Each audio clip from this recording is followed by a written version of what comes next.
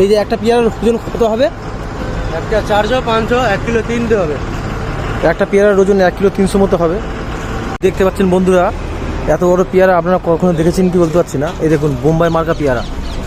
তাই পেয়ারার দাম কত?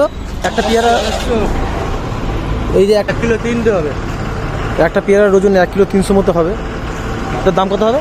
ওই জন্য দেখতে হবে, আপনার বললে হবে। কত টাকা কিলো? 100 টাকা কিলো, 100 টাকা। এটার দামটা একটু 30 টাকা। 10 টাকার মধ্যে হবে না? 10 টাকার মধ্যে হবে না?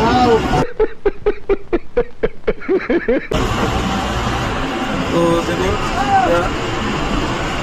তো একটা পেয়ারা দাম 25 টাকা, তাই তো? এটি মাখিয়ে দিই, সব রকম দিয়ে মাখা না, শুধু নুন দিয়ে আর কোনো এলে কাসুন্দি